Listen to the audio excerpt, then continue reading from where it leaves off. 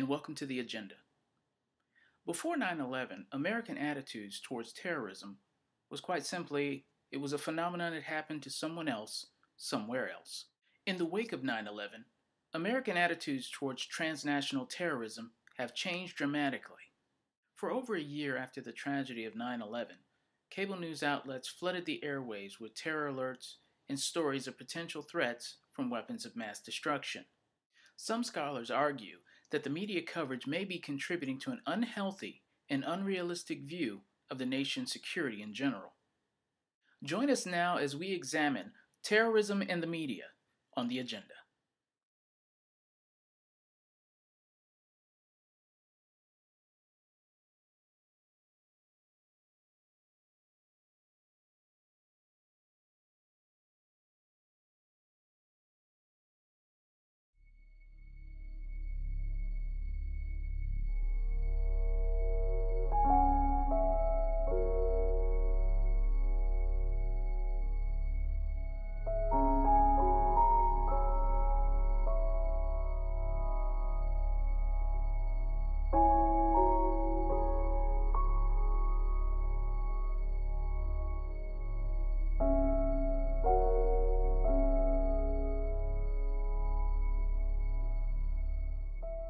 Terrorism is not a new phenomenon. In fact, terrorism can be observed in various forms going back through history. In the late 20th century, terrorism entered a new era, the era of global communications and mass media. Dan, you were looking at obviously a very disturbing live shot there. That is the World Trade Center, and we have unconfirmed reports this morning that a plane has crashed into one of the towers of the World Trade Center. It doesn't appear that there's any kind of an effort up there yet. Now remember, oh my God. Oh my God.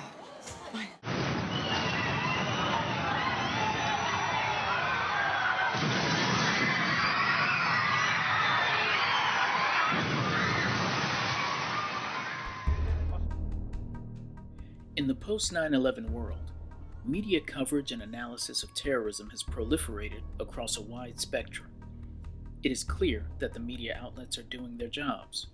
However, some scholars argue that the prolonged, intense focus on terrorism in the media and elsewhere may be contributing to an unhealthy and unrealistic view about our national security and our civil liberties. We don't want the smoking gun to be a mushroom cloud. Brian Michael Jenkins, author of Unconquerable Nation, Knowing Our Enemy, Strengthening Ourselves, is a senior advisor at the RAND Corporation. I think Americans are overly fearful. We've spent the last 5 years scaring the hell out of ourselves. Now, there is no question, 9/11 was a horrific event. But since then, the constant public discussion of every vulnerability in this country, the constant stream of alerts of new threats, the projection of fear, reports that our national leaders are holed up at secret places, the physical spread of visible security itself, I think has only added to our anxieties. You probably won't notice them amid the hoopla in Denver. But mixing with convention delegates will be super-secret government teams charged with detecting radiation-laced explosives, the ultimate terrorist weapon. We just got an alarm? CBS News got an exclusive look at these nuke finders from the National Nuclear Security Administration. The system is analyzing the data. As they trained with an alert from a parked car. Radium-226. We'll have people walking around with various detectors and devices. They'll come up to people, they'll look for anything unusual. But the nuke SWAT teams are only part of the defense against improvised nuclear weapons and dirty bombs. So the closer we are to the ground, the closer we are to the radiation, the better we can see it. From the air, Department of Energy scientists can also zero in on nuclear threats. We rode along on this training flight as undercover scientists searched for planted radioactive cesium. I got elevated counts, Mark. We can't show you the cesium, but a spike on a radiation monitor directed the chopper right to the target. And what that says to me is that I have a radioactive isotope emitting energy. This is more than likely where the source is. In big cities like Washington, nukes and dirty bombs could be difficult to detect. Naturally occurring radiation is everywhere, given off by the granite from office buildings and the tombstones at Arlington National Cemetery. So scientists are also working to chart existing radiation sources. It's important to establish a baseline of what radiation is there already. So in case that there is an incident, we won't be led astray by anomalies. The nation's top two terror targets, Washington and New York, are already mapped. Chicago is next. Skeptics downplay the risk of terrorist nukes, but the consequences of an attack are unthinkable. So these radiation hunters warn, we can't afford to stop looking for the nuclear threat. Mass communications and mass media have transformed our world into a much smaller place. Events happening in faraway places are broadcast into our homes almost immediately. Jim Breckenridge is a senior fellow at the Naval Postgraduate School's Center for Homeland Defense and Security. The media's role in this makes us all members of a local community that stretches out in the world. What political violence of any kind is a local thing.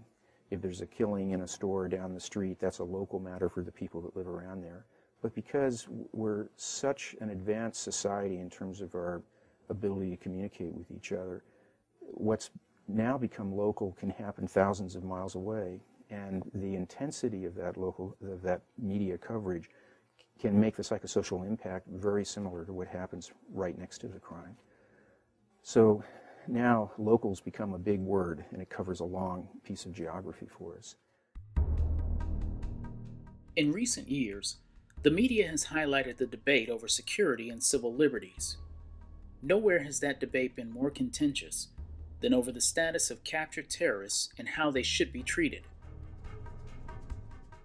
Mike German is a policy counsel for the American Civil Liberties Union. That's really the strength of our system, is to expose the illegal conduct, to show the evidence, and to reestablish the rule of law is critically important. And it's something terrorists fear. The one thing that terrorists want to be treated as is warriors, and so treating them as criminals actually undermines their ability to have any success in their own communities, and is something that I think is part of a much more effective counterterrorism strategy. And not only that if you use a transparent system that does protect the rights of all people, that system will be much more legitimate in the eyes of the international community, and it will be much more difficult for terrorists to claim they're the victims of an injustice. Terrorism generates many emotions, most often anger and fear. It could be argued that within the sheer volume of media coverage, we could be missing important knowledge about the terrorists themselves. Michael Levy is a senior fellow for the Council on Foreign Relations. A lot of the most apocalyptic terrorist groups are actually quite afraid of failure. It's not clear that all of them are, and that's why each defense I talk about in the book doesn't necessarily apply to all terrorist groups. But people who've studied their habits tend to conclude that they are fairly averse to failure. Brian Jenkins, one of the deans of terrorism studies in the United States, has gone so far as to say that to fail for a very religious terrorist is tantamount to a judgment by God. That's a lot of weight on your shoulders when you're trying to pursue a plot. The other big piece of evidence for failure aversion, and something that really has a direct impact on how you can think about defense, is it drives groups to be conservative in their operations. They will innovate if they have to, and you saw innovation in the 9/11 plots. But they'll also try to stick to their bread and butter tactics as much as they can. There is no doubt that at the end of the day, everyone will do their jobs. Terrorists will continue to threaten and plot. Journalists will continue to report. Cable and network news outlets will continue to broadcast the news.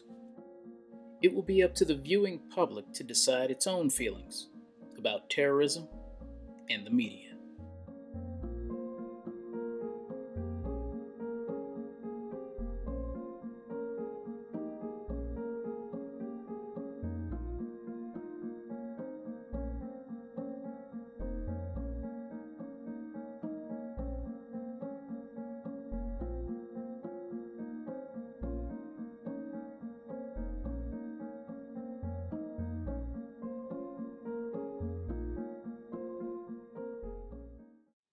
We want to know what you think.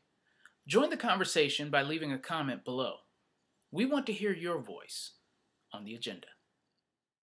Next time on the agenda, the U.S. intelligence community is comprised of 17 civilian and military agencies.